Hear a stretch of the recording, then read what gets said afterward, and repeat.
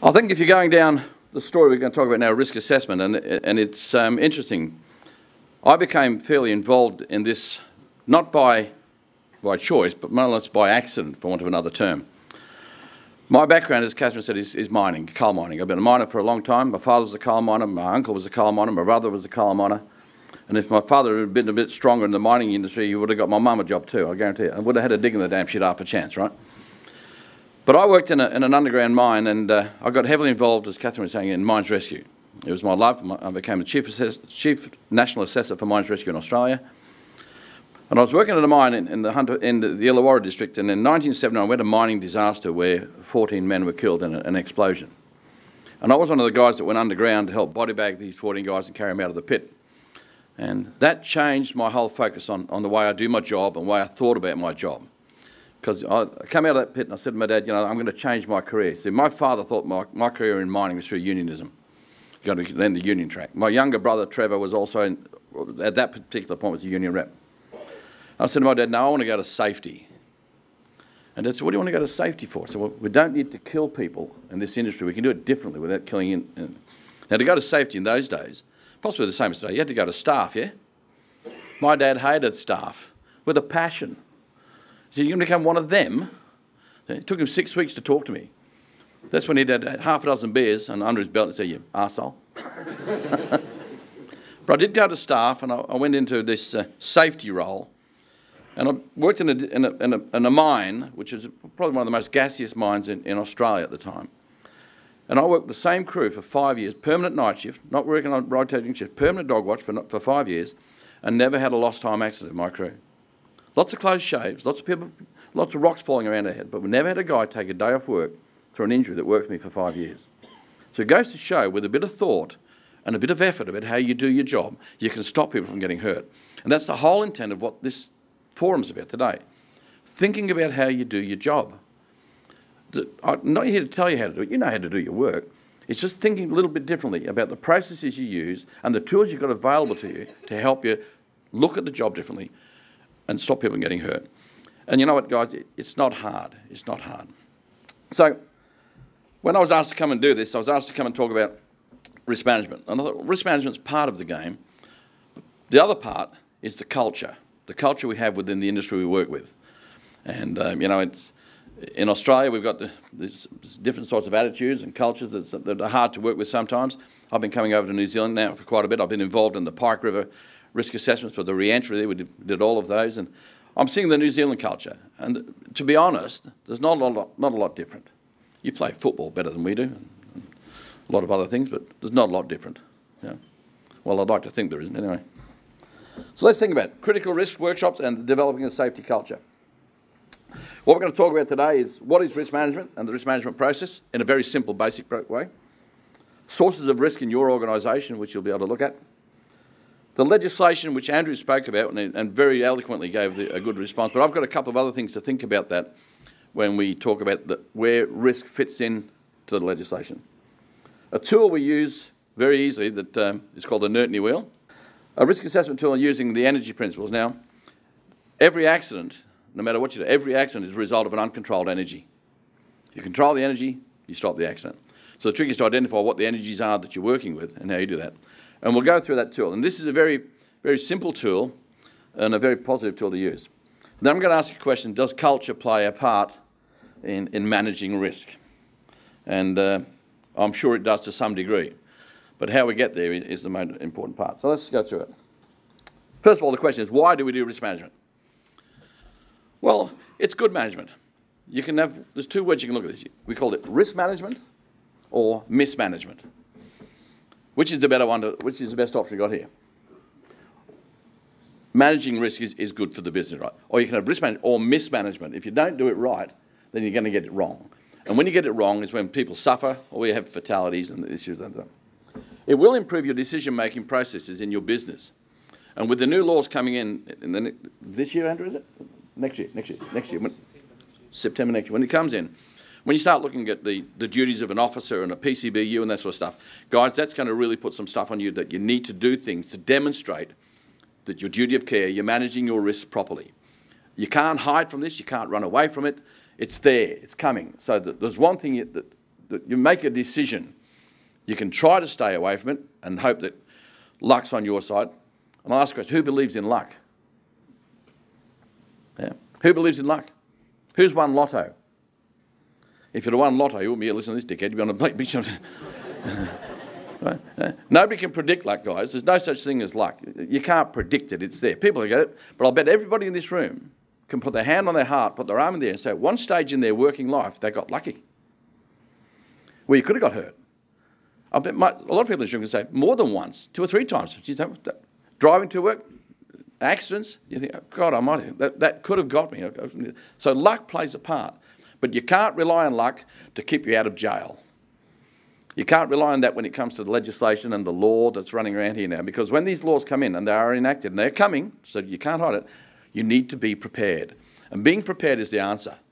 And the way you get prepared is to manage your risks as you go through it.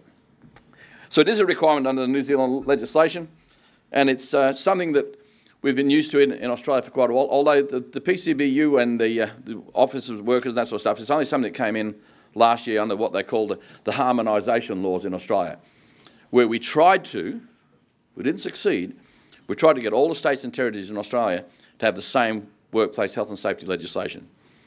It was a nice want to be, nice could be, but all the states and territories all thought that their legislation was the best. So New Zealand was arguing, New South Wales was arguing with Western Australia, and Western Australia was arguing with Queensland. So in the end, all we got was three states, New South Wales, Queensland, and Western Australia to some degree signed up to the harmonisation laws to get it all together. But what I think we've got together with these now is we've come up with some pretty good stuff. And I'm really pleased to see and to hear that what New Zealand is doing now is something that's smarter than Australia. It's better than Australia.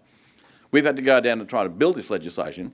You guys are looking at it and say, that's the part we want. We want that part, we'll take that part there, and you bring it into New Zealand, and it'll be smoother, it'll be better and easier to do. And you can learn from the mistakes that Australia's made. And believe me, we've made a lot of mistakes. We have. In legislation and going on. So the smart way is to pick up on this. And if we do that, we'll get through it. I did a bit of study while I was running around here. And I'll pick this up on the world map of Google. And this is in the United Kingdom. And I was thinking about construction. Because, like I say, honestly, guys, I'm not in construction at all. I couldn't build a doghouse. But I looked around at this place to try and get it going. And this was in the United Kingdom. He said, some of the statistics are for construction fatalities. Construction in the United Kingdom talks about 5% of employees are in construction in the UK. Yet it accounts for 22% of fatalities in their industry. The majority of them, 1 in 3, are from roof falls, this sort of stuff. So now you guys are building construction. What's the statistics over here for you guys? Are people falling off roofs? Yeah? So when you start thinking about it, 15% of them are all bloody, simple things, tripping off, falling off roofs. So you need to ask questions, why? Now, I know that I was with Mark, where are you, Mark? Yesterday we were doing a risk assessment training, and we did a risk assessment. Mark conducted facilitated a risk assessment on removing a roof, wasn't it, Mark? And we looked at it, and you look at fall protection, and you look at the barriers around the edge of the roof and all that sort of stuff. That wasn't there 5 years ago, was it? People just get up on top of roofs and climb. We've done that because of a reason. People fall off roofs. We've recognised that as a problem, and you go through it and you change it. Then I started looking at some of the things that you have locally. And while I don't dwell on this, if you look at the line here, this is the New Zealand injuries, and this is what you got in Canterbury. And it's coming up the different types of claims. So you're increasing your claims from injuries of people getting hurt. This was an interesting one as well. If you start looking at the occupation of people getting hurt, if you look at carpenters and joiners, had a growth of nearly 20% in increase in injuries. Bricklayers and stonemasons, 26%. 13% as far as electricians are concerned. So what the stats are telling us, I don't like to put these up, what it's telling us, guys, we need the risk management approach. We don't need to get people getting hurt as we're doing here. We need to change something in our psyche, our way of doing things, to say, we can't do that. Types of injuries, you're looking at here. You've got lifting, falling again, we said falling from people. These things are part of the game. The diagnosis of injuries you got here. Soft tissue injuries, you get infections, foreign bodies in the eyes and so on, fractures, dislocations, all the same. All of the same injuries you're getting are there. The body site, lower back, fingers and thumbs, eyes, wrists, knees. So we can't hide from the statistics. I haven't made these up. These are what I've taken off your website to demonstrate that while we're all in this room and talking about safety and talking about risk, we can't hide from the facts. We are hurting some of our people out there. So there's an old saying, if you always do what you've always done, you'll always get what you've always got. Nothing will change. So if we keep doing what we're doing today without changing something, we'll have the same stats next year, the same stats the year after. Nothing will change unless we decide to do something about it and put it in that play. Like when I said at my career-changing part of my life, when I said I want to go to safety and I want nobody to get hurt in the mine I worked at after 14 fatalities, that changed my thoughts. That's my psyche changed that day. I don't know what your life-changing moment's going to be with you guys, but the way that you can change this sort of thing is, I can guarantee you now, if you kill somebody in your organisation, your culture will change overnight. It will change like that. People will come to work the next day thinking differently. Should have done this, we could have done that, I wish we'd have done this sort of stuff. Or you can be smarter. And you're no different than most people. You can be smarter by saying, we need to change. We need to do something different when we go through this process. So what is risk management? Well, it's a term straight out of the standard, a coordinated activity to direct and control an organisation with regard to risk. Risk is the term, risk is the word. You've probably seen something similar to this. I'm going to ask you the question now, which one of these two people is the permanent employee and which one is the contractor? Can we have a guess here, guys? I'll guarantee you that this guy here is the permanent employee. And this guy here is the contractor that's come inside. He's got his elevated work platform, he's got his harness on, he's got his goggles on, and he's ready to do the job. And the guy says, I'll give you a hand, mate. Clump up on the outside of the rail, jump up and do the job. Yeah? And you know what we've done in the past? We've patted these guys on the back. Here's the guy that'll get the job done at all costs. If it's stuck, get in there, mate. We'll fix this. You know, it's a sort of way. He's a good operator. I mentioned at one of my training sessions yesterday that I was at a mine one day where there'd been a fatality. And the mines inspector came in and he was as pissed off as you can get. And he said to the mine manager, I want to know who 5 of your best workers are. The mine manager said, why do you want to do that? He said, I'm going to sack them. He said, what are you going to sack my 5 best workers for? He said, I'm sick to death of coming on a mine site when there's been a fatality. And the first thing I hear about the guy who got killed is one of my best workers, that bloke. One of my best workers. Best workers doesn't mean safest workers, guys. In the past, we've stroked and patted egos and said, yeah, mate, that machine's bogged. I'll send Knowles down. He'll go and get it done. You won't ask how he's going to do it. He'll get it done. And we bring him back, you know. Then after that, get that? Yep, no worries. You break any rules? No, no rules broke. It's all good shit. Yeah. Give him a slab of beer, send him home, say, Knowles, he's done good again. Broke every rule you can poke a stick at, got the job done. Now that's the past. That's the way we lived in the past. And I bet there's a lot of people in this room, probably the same vintage as I am, who can say, well, yeah, we did that. We did it. Times are changing, guys. Unfortunately, they are. Well, so I'll say that again. Fortunately, they are. Because we've survived. Everyone in this room said they got lucky once or twice in their life. Luck only lasts so long. It doesn't last too long. My friend here, unless they take a slip backwards, he's on a handrail here, he's on either broken back or a serious injury, and all of a sudden we're saying, why did he do that? What made that? And as a company, how do we prevent that from happening? Why did we allow him to get into that position there? Because if that's the normal, supervisors have walked past him and seen him do that.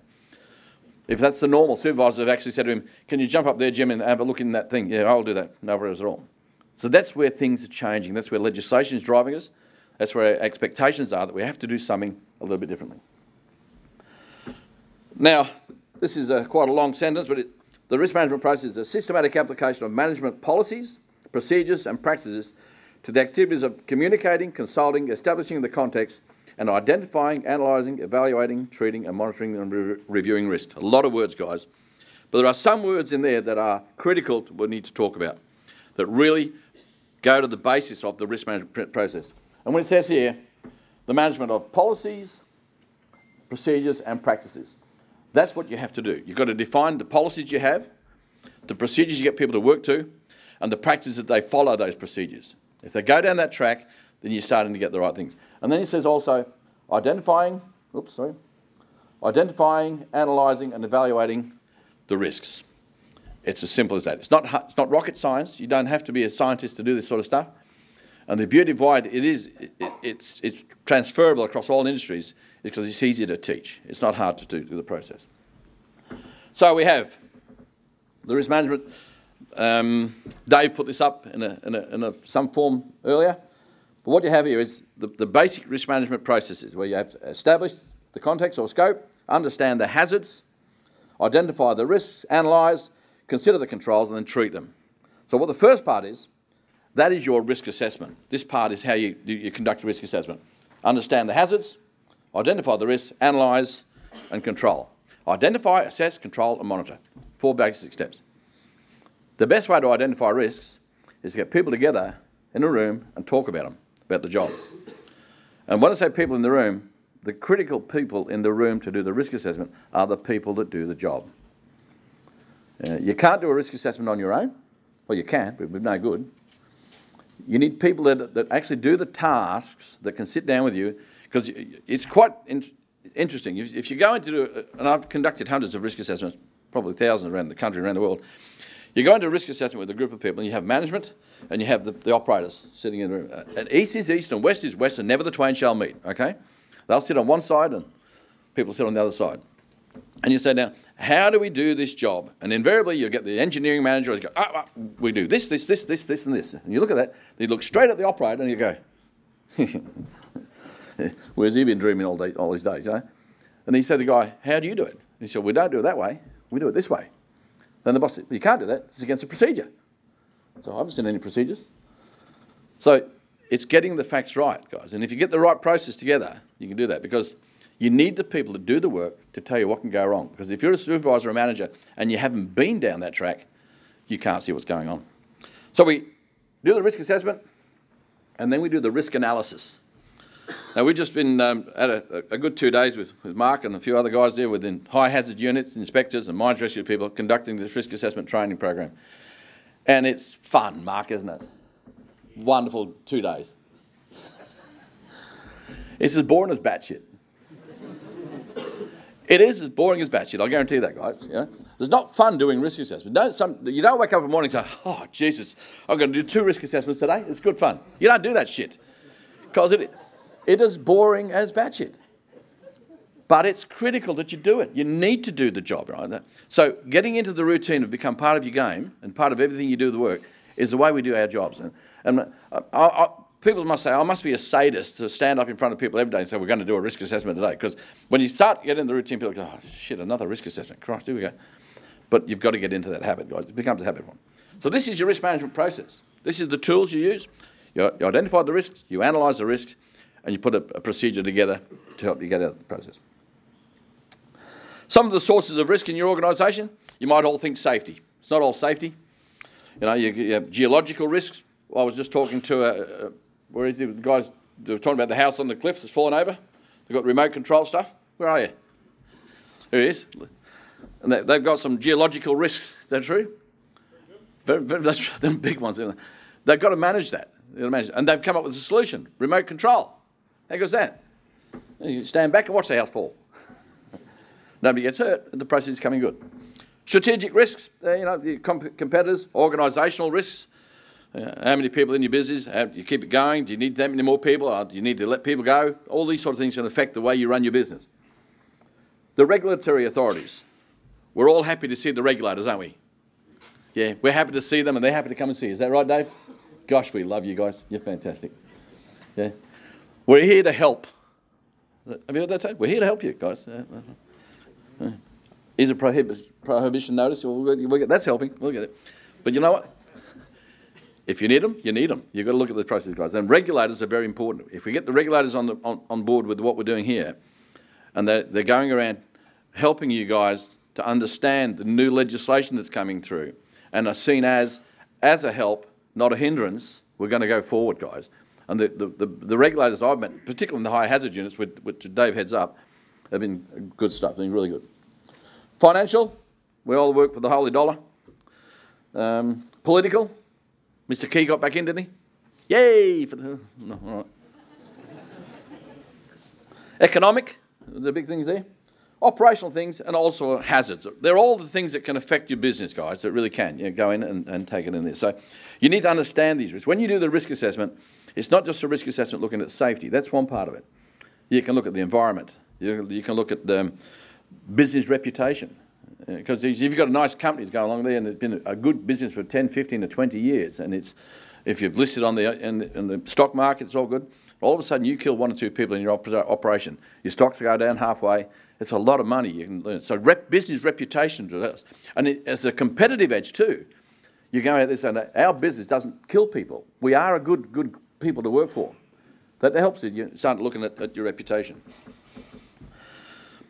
No, I'm not going to take Andrew's, because he can say this better than I can, but what I wanted you to understand, the one thing is that the difference between the workplace health and safety laws that are coming in and common law.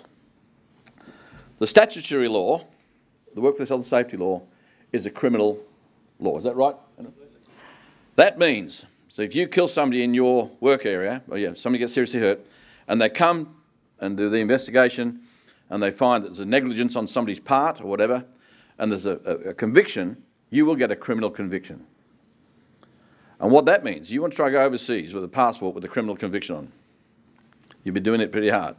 It's the same as saying you've robbed a bank, or if you're on drink driving, guys. So the laws are very onerous, this one here. If you get it wrong, you can have some severe penalties. And Andrew mentioned $3 million. I don't know whether the New Zealand legislation, Andrew, allows for jail time, does it? Yes. It does? It's gone from 2 to 5 years. 2 to 5 years, yeah. And it's also a strict liability offence, which means your only defence is total absence of fault. Total absence of fault. Now, how do you defend yourself and that sort of stuff? What barriers can you put up to protect you as a businessman to say, I've done the right thing? And I'm sure Andrew will support me in saying is that the best defence is that you've done your risk assessments and you've put your controls in place and you've done everything within your power to take all practical, reasonable steps to prevent that from happening. That's your defence. And if you're thinking about the risk assessment process, if you just put it down as that one thing in your brain to say, righto, that's my get out of jail ticket, I'm happy. I'd rather you think of it the other way. I'd rather you think about it, it's good to do, rather than I must do it to keep me out of jail. The best process is to say, this is what we should be doing, but at the end of the day, guys, it's what you need to do, because if you don't, my friend the lawyer here, he's probably going to make a lot of money trying to keep you out of jail. Seriously. That's what they're trying to do. Because in Australia at the moment, and I'm sorry, Andrew, I'm putting you on the spot here, but we have a term in Australia called legal privilege. Do you have that here as well? Yes, we do. What legal privilege means is when you have an accident or an incident in your operation, the first person you call after the ambulance is your lawyer. The lawyer comes in.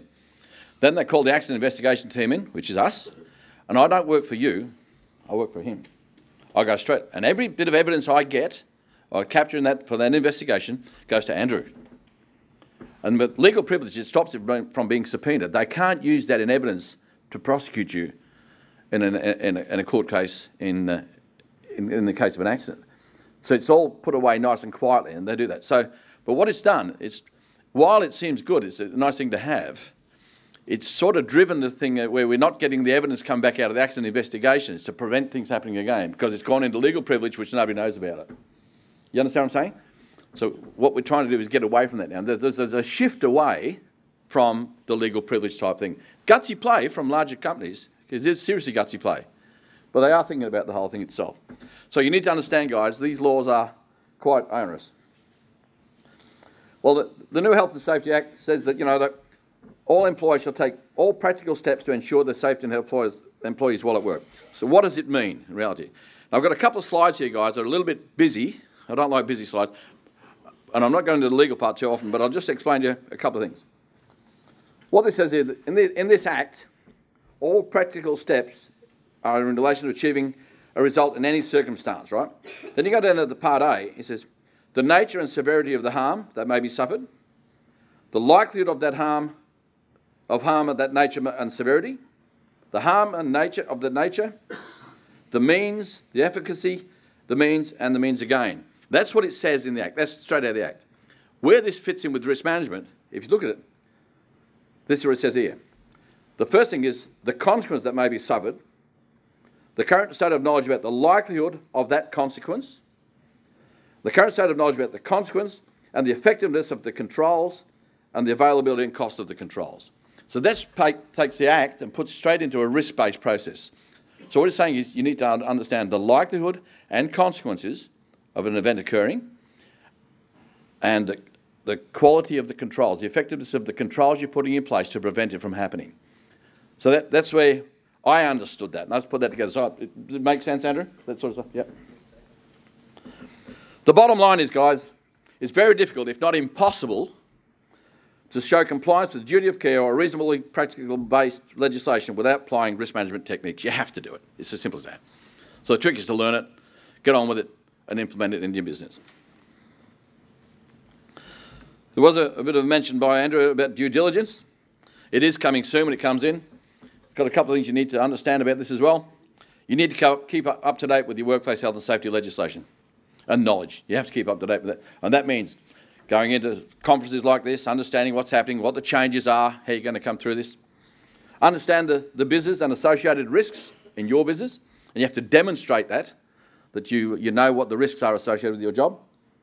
Provide resources to manage risk. Now, how many safety professionals are in the room? How many safety managers and safety officers do we have in the room? Oh, shit. Yeah, good. That's what I want to hear. That's good to hear. There was a mention earlier, I think it was either Dave or Andrew mentioned that in some circumstances the HSEC, the Health, Safety and Environment Coordinators and stuff, are not usually part of the SLT team. But you know what, guys? They should be part of the SLT team. They shouldn't be an add-on to the business. That safety manager or that safety thing should be part of the senior leadership team in your organisation and be a part of an advisor to that group. So they're sent up there. And the reason that happens is with the new legislation is you're demonstrating that you are focused on safety. That as an operation, we have a safety manager there. He's got the time, the resources, the money, the people to do the job properly. And if you get that right, then you're demonstrating that you're defending yourself if necessary goes wrong. You need to consider all accidents. Look at the accident investigations, not from your own site, but every site. If you had an accident on another operation over the road, you need to find out why, what happened, how do we fix that? Can it happen with my organisation? That's showing your duty of care and your due diligence. You need to develop your workplace health and safety management plans, and that's the big scary one, isn't it? Oh, gosh, this is hard yards. It doesn't need to be, guys. You don't have to write War and Peace with this thing. If you've got a 1 or 2 man operation, guys, it's a 1 or 2 page document. If you're 300 or 400 people running around, mate, guys, it's got to be a bit more detailed. More information needs to go with it. But you don't have to write War and Peace. It's not in. You don't need 10 volume documents to do it. If you've got 1 volume document with good quality information on it, then you'll get the process done a lot better. And you need to verify the risk management processes in your organisation. At the end of the day, it's a balancing act. It's a balancing act between dollars, cost, and things. But you can't not do something if you've identified a risk that's the potential to kill or maim. You can't say it's too expensive to put a control in place because that won't wash water either. They'll dollars on if you've identified a risk that's a potential to kill somebody and you don't do something about it. And the simplest way to do that is not to do the job. The fact of the matter is, though, higher risk, if you identify higher risk, doesn't mean you can't do the job. All higher risk means is you have to find controls to manage that risk. And that's the way we need to do it. So balancing with the likelihood and consequence and cost and so on as you go through it. Basic process here, guys. Identify the hazards, assess the risks. You decide 3 things. Can we live with it? Can we reduce it? Or can we eliminate it? The question asks people, say, how do you mean? Can we live with the risk? Oops, sorry. How can we live with the risk? There's no such thing as zero risk. There's risk in everything you do. Driving your car to work, sitting here in an earthquake town. There's risk in everything we do, guys. You can't get rid of risk altogether, but we learn to manage risk. And sometimes you learn to live with it. This toleration here, how we manage that is when you do your risk ranking, when you look at the risk assessment process, which we'll talk about later. The low risks of the low-hanging fruit you can fix easy, but you can live with some of those. It's the high potential risks that you need to do something about. So we'll either live with it, reduce the risk to a safer level, or which was mentioned earlier, a LARP, a low is reasonably practical, or we decide to eliminate it. Stop the job or get rid of the thing altogether. Once you've done that, guys, you take the action, you monitor what you've done, or you monitor for the changes. Sometimes you can implement a change that can add more risk to the game. You can think, well, we've made it nice and easy now, but you've added other risks to it. So that's where the monitoring comes in. You've implemented a change, so change it goes away. This is the basic risk management policy. You have your company policies and risk procedures here. You go under this. Now, RAC is Workplace Risk Assessment and Control. It's a tool that's been used in Australia for many, many years, and it's a good tool, simple, easy to use, easy to teach, and people get used to it. So it's there. Then underneath all of this sort of stuff, you have to have your support document, roles and accountabilities of the people that work for you, your records, competencies and skills, and so on, and a risk review. This is the basic safety management system. That's the basic you need to have to demonstrate that you're focusing yourself on safety. And when we say focused on safety, that's the word that's really critical. I mean, when I go out talking to managers and supervisors in a mentoring program there, I use the example of a manager that came into my office in the safety manager's office when I was there, and he was pretty well peed off. And he'd just been out in the mine and he'd been talking, an open cut mine. He'd been talking to 2 or 3 guys, and 2 of these guys had an argument with him. He said, you know, you don't give a shit about safety. All you care about is production. And he came in and he was really angry. He said, Jim, you've been coming here for 5 years. What's your perception? I said, that's the word perception. I said, how often do you get out of the mine? He said, probably once a week. I said, probably go day shift every time. I said, yeah. I said, probably see the same people nearly every time. He said, yeah, I do, but basically. I said, I bet there's people out of that mine who've never seen you out the mine for years. He said, you're right. I said, the only time they see you is at quarterly production meetings, when you're up there talking about production, not safety. So what's their perception on safety? That's what we're trying to talk about here, is to understand how we go and do the job and make sure people understand that we are focused on safety. That's your get out of jail card, guys, because if things go wrong, what I tell the young supervisors is, if you've got people at work report to you, they've got to be able to put hand on heart if things go wrong and the judge says to you, were you focused on safety? You say, yes, Your Honour, I was. They'll go and talk to the people that work for you and said, how often did you see your boss talk about safety? Or here, never talked about safety to me, mate. That's not focused on safety. Your get out of jail card is when the blokes that work for you can say, hand on heart, whether they love you or hate you, and say, my boss spoke about safety every time I spoke to him. He did his take fives. He checked our slams. We did a safety interaction every time we were out there. That's your demonstration that what you're doing is the way it should be done. And if you do that safety, focus on safety, you'll get a better process. This is where it all began, guys. This is many years ago. And we're going to talk about this Nertney wheel later, but this is how simple it was, and this is how easy it was to transfer across. And you guys can take this easy as. This is a little pocket card you carry around with you. It said, let's identify the hazards. And every hazard is a result of an energy. So you look at what energy can get out of control. Then you look at this tool here, which we'll talk about in a bit more detail. Then a very quick and simple risk ranking tool. What's the probability of something going wrong? And if it did, what would be the consequence? Common, has happened, could happen, not likely, or practically impossible. Can it cause a fatality? 1 to 6 is high risk, 7 to 15 is medium risk, and 16 to 25 is low risk. Or in some circumstances, classed as acceptable risk. 16 to 25 we can live with. Nobody's going to die, not going to cut finger and that sort of stuff. But the higher risks are the ones we need to understand. So this is the simplicity of the tool. And this is something that you can take away, and this will be on the product. I've got no problems with passing this around. There's no IP on this, no intellectual property. There's no IP on safety, on anything. If I see it, I like it, I'll steal it. I'll just put my name on it. But I'll pass it along to anybody I can. That's just the process I live with. If I like it, and it's good, and it's valid, I'll take it. And I'll pass it on to anybody I can talk to for a short fee. So let's talk about the Nertney wheel. This is Bob Nertney's tool. I went over to the US in 1995, Jesus, yeah, and met this fellow. And what he tells you, for safe operation or safe production, there are 4 main components of the task, right? And this is where Dave Bellett stole the thunder. You need competent people with the right equipment, a safe work practice. And if we manage that in a controlled work environment, we're going to get safe operation or safe production. It's as simple as that. Now, this is classed as a proactive tool. And how you use a tool is, if you're going to give somebody a job, you want somebody that works for you to go and do a task, you should ask the 3 questions every time before you give somebody the job. Is the guy I'm giving the job to competent to do that task?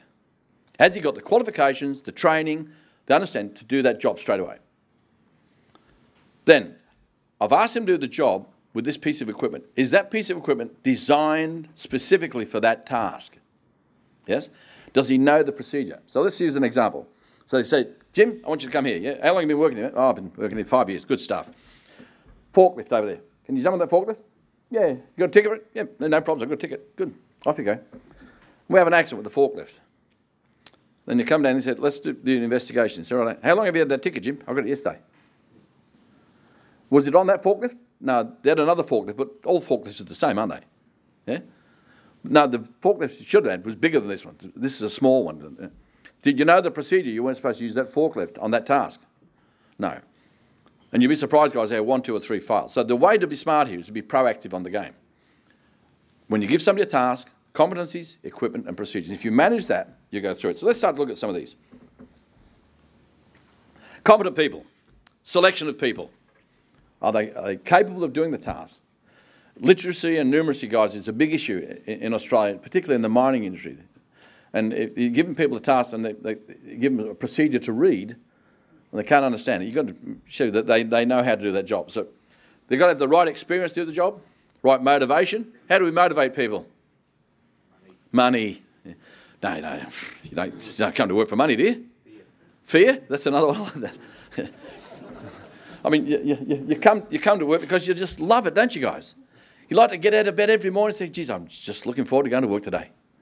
I mean, Catherine the Highlanders known me for a long time. That's why she got me here for nothing. Yeah, I love it. It is. It's good fun. It's all part of the game. You need supervisors, guys. You need good supervisors that know the job, can see when people are doing things right, and see when people are doing things wrong. Because, you know, in the industry we work in, not your industry, the industry I work in, you know, we all know the really good operators. The gun driver, you know, the really good, you got your good crane operators, you know. You all know the good ones, don't you? Yeah? You say, I'll hire him tomorrow. But I bet you all know the dickheads. Think, uh-oh, I wouldn't hire him. And you know, the best measure for that, you say to yourself, would you let your son or daughter go to work with that guy? Would I let him go? Oh, no, I wouldn't do that. But you know what? We put up with him. Well, we shouldn't. We should be managing those people. And that's not sacking. I mean, a guy once said to me, he said, you know, I've got a great crew, but if I could get rid of 3 of them, I'd have the best crew ever. I said, all right, get rid of 3 of them. That's good. I said, I'll come back in a month's time. And I said, how's your crew going? He said, great. If I get rid of another 3, it'll be great. You're not managing your people. You're not doing what you need to do. You're trying to dump them. Because you know when you get rid of those, guess what? They're going to work somebody else. You haven't changed their processes and their thoughts. You need to do that. Peer acceptance. We all know who the good guys are. And training, of course, is an important part with competent people. Safe work procedures. You've got to have good documentation, of course. Standard operating procedures. They're all standard stuff. You do that now, don't you? Safe work instructions. And that's in the construction industry. It's all part of it, is it? No? Yes? Some. Can we have some body movements here, please? Yes. No. Some do. That's right. And you need to develop your work plans. Fit for purpose equipment, again, is pretty straightforward, guys. You've got to have the right tools to do the job. One of the biggest things of the threats we have in the mining industry, particularly in Australia, is that miners are the best improvisers in the world. Well, that's not true. That's not true. Farmers are the best improvisers in the world. You give a farmer, a fence paling and a bit of wire, it'll fix anything. Yeah? They will. But where's the biggest injuries we have in this country? Farming, yeah. Agriculture, farming, it's the same in Australia. Yeah. But miners are not far off it. Miners are the second best improvisers in the world. If they can find a way of fixing things, they'll do it the right way. So you need the right materials, especially any special equipment required for the task. PPE, I heard that mentioned earlier today. It's a necessary evil. You have to have it, but it's not your best defence, guys. I often use an example that we were doing a risk assessment on a blasting operation at a mine open cut mine, and they have sentries parked out so that they can't get people come in the fly rock area. So fly rock was one of the biggest risks. How are we going to protect the sentry? And one of the guys said, we'll put a high-vis kit on him. Oh, the high-vis kit's going to be good. We can find him. You know, your controls have got to be effective. You can't just... And I know why they did that. That's another story. So, and warning signs. If you've got to have warning devices and that sort of stuff, it's important. And the last one's the controlled work environment, guys. That's the outside part. That's what we can manage. You guys working in here, you've got to work with the weather, the noise, the rain, the snow, the sleet, all that sort of stuff, guys. There's something you have to manage. You know, if people are working on roofs and it starts to rain, how do you get them off? And obviously the managed thing, that's the physical, but the managed thing is the scheduling and communication with your people. Now, I've said to you guys, this is one of the best proactive tools you can ever use. It is a very simple tool to use, and it says, are my people competent to do the task? Am I giving them the right equipment to do the work with? And do they know the procedure to follow? And if you do that, you've hit the target. But if you get it wrong, guess what? This is the best accident investigation tool you can ever use. The regulator will be all over you in a rash. The first thing they come up and say, competency. Show me his training records. Show me when he was trained, when he was taught, who taught him, who trained him, what the quality of the training was. That's the first thing they'll ask for. What was the equipment he was using? Is that equipment designed for that task? Well, not really. We've added a bit of an improvisation. Did he know the procedure? What was the speed limit he was supposed to be driving? Oh, didn't do that. And you'd be surprised in an accident investigation, guys, how many times 1, 2 or 3 of these things fail. So there's a smart way and a dumb way. Proactive, reactive. It's not brain surgery, is it? This is the way. Because if you don't, the regulator will be crawling all over you. And these are the first... just for yourselves, guys, when you go home, back to where you're working, and you have an incident, a smaller incident, get this tool out and ask those 3 questions. And I'll guarantee you one of them will have failed. I'll guarantee you every time one of them will have failed. Is he competent? Yes. But how long ago was he trained? Was he trained 20 years ago? Is there no refresher training? Just ask those questions, guys, and it'll fit in every time you go to it. So it's a good tool you can take with you to ask yourselves. Now, I'm going to demonstrate something to you now that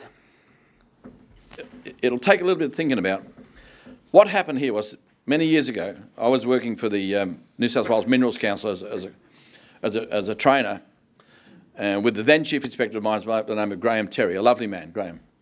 And we were asked at the Minerals Council to develop a tool so that contracting companies could assess the level of risk with contractors that were coming to work for them, which would then tell them how much they wanted them to demonstrate their safety.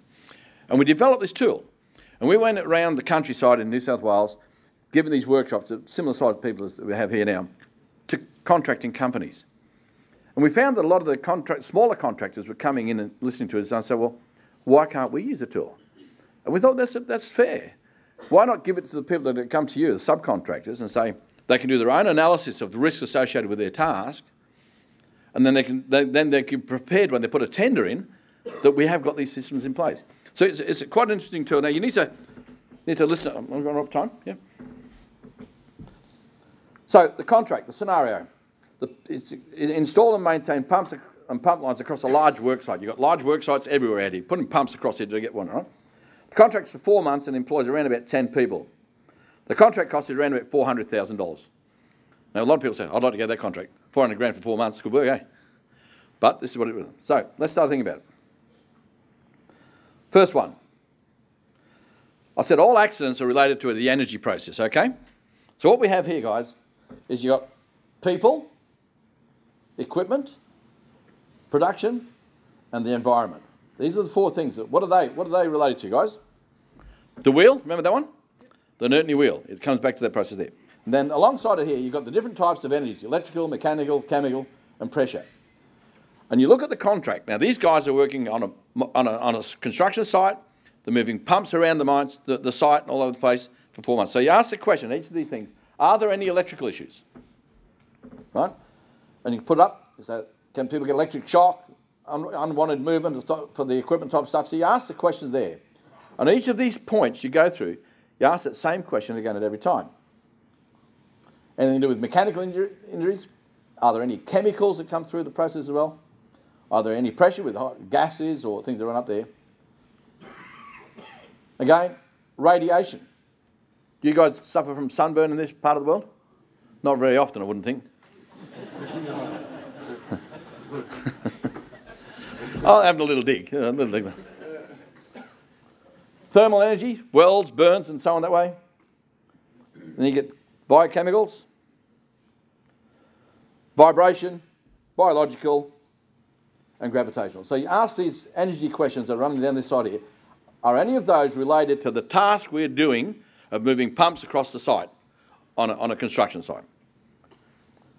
Once you've done all that, you sit down, you can then sit down and ask the question. Let's rank them. We've said we've got things that electrical stuff. Can we get, if there's no energy problems, no. If there's 1 minimum, we'll give it a 1. If it's 2 maximum, 3 for a moderate, 4 for major, and 5 if it's catastrophic, where somebody could die. Once you've learned that thing, you do your scores, then it becomes quite simple. You fill in the score sheet. Electric shock, caught in the V-belts, testing pump lines, sunburn, welding radiation, back injuries, pump and transmission noise, dropping of heavy load. So you're looking at a basic risk assessment here, guys, on how the things that can go wrong doing that particular task. And it comes to a score of 21. So then we go into our matrix, we said here, and say, like, we've said that it's scored 21 to 25, and we have a cost. What was the cost of the contract? $400,000. We've gone between $50,000 and $500,000. And what that says then is that the consequence level is a moderate consequence level. Now I'm going to stop the presentation here because what we learned over the years of doing this is that really the dollar value doesn't add a great deal of sense to it. It doesn't matter. You can't say if it's a $100,000 job, it's a $100 million job, it's a really dangerous job. And as an example of that, we use the one of a set of cleaners that worked for a cleaning company that cleaned 4 or 5, actually 12 offices around the city of a night time whenever it was home. Right? They would just go and vacuum and tidy and do all that sort of stuff. And there was $1 million contract, right, for this job. But the hazards weren't there. It didn't put it down as that risky. So really the dollar value doesn't come in. But this does work. These points, the hazard points, really does work. It's very professional and it makes you think. So then you ask the question. First one, how many people are doing the job? 10? 10 people, give a score. How long was the task for?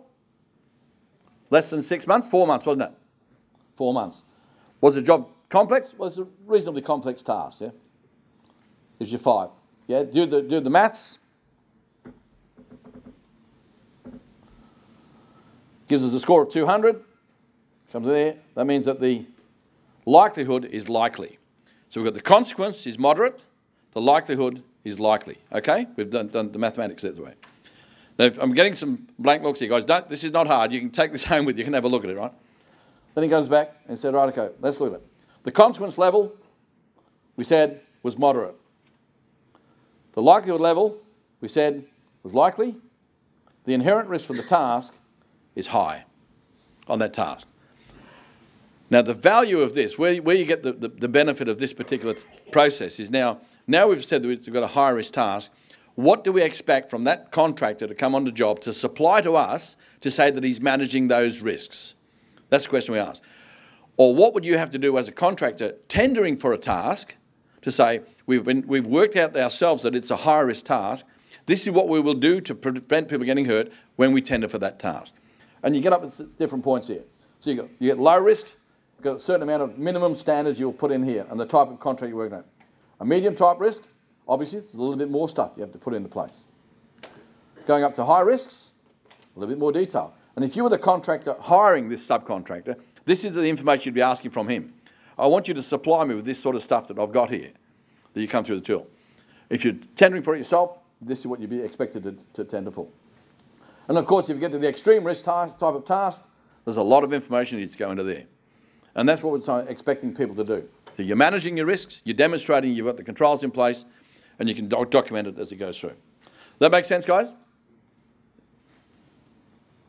So the last part of it now, culture. Is culture critical to the health and safety in the workplace? Yeah? How's the Kiwi culture? Good?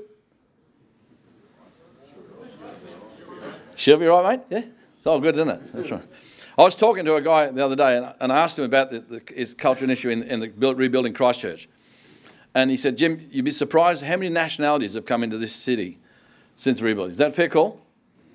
They're from all over the world coming in for the rebuild. And cultures play an important part in all of those guys. They've all got their different beliefs in Christianity and Muslims and Jews and all that sort of stuff. They've all got different ways of thinking about things. And they've all got different ways about how they're doing their job. But I want to ask you a couple of questions. Just the definition of culture. It's the sum of attitudes, customs and beliefs that distinguishes one group of people from another. Culture is transmitted through language, material objects, ritual, institutions and art from one generation to the next. So we generate our own culture as we go through. You know, how many people in the room have ridden a motorbike? How many people have ridden a motorbike? How many people in the room have ridden a motorbike without a helmet? How many people have ridden a motorbike in the room without a helmet with flip-flops on, jandals? Yeah, good shit. This is good stuff. We've got some really bright people here. How many people in the room have got kids? How many people in the room will let their kids ride a motorbike with no helmet and jandals? Why not? Dad's a dickhead, kid's going to be one. Yeah? It's what they see is what they do, guys. It's these sort of things. It's what people we see out here as well. They'll do the same thing. So we generate what we want to. So how much does culture influence a health and safety record in the industry? Do we look at statistics to say when we've had an accident, whether they were Kiwis that were hurt, Indians, Australians? We don't, do we? We just look at the thing. Should we look at that? Is there a cultural issue that say, hang on, some people have got different ways of... I mean, I get really frustrated when I've done a lot of work in China and in Pakistan and India and all that sort of places. And people, when I come back to Australia, they always say to me, oh, they've got a different culture over there. Life's cheap. Yeah? I bet people have said, life's cheap to those guys over there. I've never been to any country in the world, I spoke to any worker who wants to die. Nobody wants to die. So when you start to think about it, guys, it's not cheap for them. They've all got mums and dads and kids to go home to. So it's the same for any culture you go into. How much does the regulator influence safety? He's there. You can ask him. Regulation does influence safety, guys. There's two parts to regulation. There's the policing regulator, which comes around when you're doing it wrong, he'll belt you. And you know what? If you're doing it wrong, you deserve to be belted. It's as simple as that. There's the other part of the regulator that comes along and advises and guides and coaches and mentors. That's the smarter regulator. And that's what you're getting here with this high hazard unit. So the ones I've been involved with, I'll tell you. And Catherine said, quite rightly said, they probably need to talk to some of the other inspectors in the industry as well on that role. But there has to be the policing part. You can't get away from that, guys. It has to be the investigative units and that sort of stuff. But the other ones are not. But it does influence the way you do culture. But in my short period of time, my experience is that there are four main types of safety culture. One is, no worries, she'll be right. Did you all say that earlier, guys? Yeah, she'll be right. Fix it tomorrow. Good shit, eh? The other one is, oh, shit. Third one is, I think we'll pass. Yeah, the inspectors come, oh, we'll be right. I think we'll pass. The last one is, I feel confident that we're doing the right thing. So let's start to look at some of these different things here. No worries, she'll be right. Yeah, it's good shit. Yeah, yeah, bit more gravel, mate. Yeah, righto. Traditional Aussie laid-back attitude. In the past, it's given a pretty bad reputation for productivity. Now, I showed this to a colleague who's in this room, and I won't mention any names at the moment, the other day, and he said to me, Jim, we should put that traditional laid-back Aussie Kiwi attitude. Is it fair call? You've got to change that attitude. That's the first thing. You're trying to get that change, and it's not easy.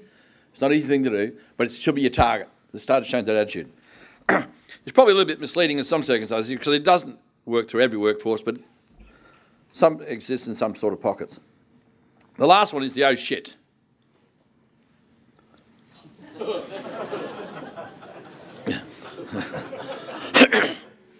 You think, oh Jesus, you know, not.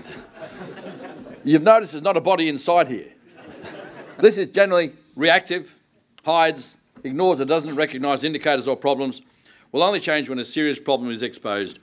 They're thinking, we'll get away with it, we'll get away with it, we'll get away with it. When the oh shit happens, there's two things they do in Australia at the moment. What's your phone number, Andrew? That's right. Get the phone, get the lawyer, rapid time. You know, or then you start If you're doing this in China, by the way, if the shit happens in China, you get out of the country because they shoot you over there. Right? That's serious. You know, if you go to work in China as a mine manager, the first thing they ask you for is your passport. You've got to hand your passport over to the government because if there's a disaster of that mine, they don't want you buggering off getting home back to Australia because they won't let you. So you've got to make sure you're trying to do things right over in China, but they're not. Then we look at, I think we'll pass, right? I think we'll pass. I've got everything just about covered here. These are compliance-orientated, tick all the box sort of stuff. Works day to day. Don't worry about tomorrow. We'll get it all. Not really looking at the sustainability of the business and so on, and not looking at the big picture, what can happen through the whole process. Now, I'll apologise for this slide here, guys, but it's an interesting one. I feel that we're doing things the right way. Deep excavation, demolition in progress, workers overhead, explosive power tools. If there's a huge F-up, call Todd. That's a safety sign put up. No, you can live with that, can you guys? If it stuffs up big time, give Todd a call. He's a gun safety guy. He'll fix it, right? Some companies have got a driver, and the driver, what I look at, guys, is the champion. In my role as a safety manager on the mine site over there, I considered myself to be the champion. I was the Nazi. You know, I walked around and you see guys not wearing helmets, and I was the dead set Nazi. I'd give it to them hard on, full on. And I never complained, I never shirked from that, never wanted to get away from that. Because, you know, if you get a guy to get his helmet on and it saves him from getting hurt, then you're welcome to become a Nazi. I would like everybody in this room to become a Nazi in that respect. Get out there and find the bad shit. Change the bad shit and get on with it. I'm asking you guys, where do you think your company fits? 1, 2, 3 or 4? How many oh shits have we got? Hey? Yeah. You need to ask yourself, guys, where do you fit in that role? Are we just compliance orientated? We're just ticking the box, we've got to do it. Or is there a role to say, we need to do it? Where do you think you fit? Whether you're a small one-man or two-man band, doesn't matter. You've still got the same laws, the same legislation, the same rules have all got to apply to everybody. Unless you're a company that's got 5,000 people, it doesn't matter. You've got to manage them the way they go through. So how do we change culture? Disaster management. Why are we talking about safety today? Why has the things changed in New Zealand in the last 2-3 years? Sorry? Pike River. That changed the whole culture of the country, hasn't it? The way you think about your job. Why? We killed 29 people. Yeah? That's a wake-up call. That's a dead set wake up, guys. We don't want this to happen again. It's changed your culture. It's changed your culture for life. It's changed the regulatory processes in the country. It's changed the way people think about how we're going to do our jobs. And that is one of the things that we want to try and get people to do. We don't want to go through disaster management. The legislation, legislation we're working through, it's written in blood. The legislation gets changed when we stuff up big time. That's why we've got the new legislation now, basically as a result of Pike River. And you know what? I'm a glass half full, not a glass half empty. My life's always full of fun. I had a great time what I'm doing here. One of the best things that's happened to New Zealand after Pike River is the legislation changes. I know it's a terrible disaster at Pike, it really was. And I've been involved in the risk assessment for the re-entry to that mine. I've been closely involved in how it goes there. It was a disaster, but we're benefiting from it. And if you don't learn from an accident, you've wasted something. You need to learn from everything we do that's happened. If you get your employees to see a benefit of change, that's worthwhile. And how they do that is by saying, look, guys, nobody goes home hurt. I mean, everybody says that everybody should be able to go home the same way as they came to work. Have you heard that comment before? Yeah, that's bullshit. They've got to go home stuffed. They've got to go home with all their arms and legs and eyes and that sort of stuff, but they're absolutely knackered when they get out of work. They're not doing it.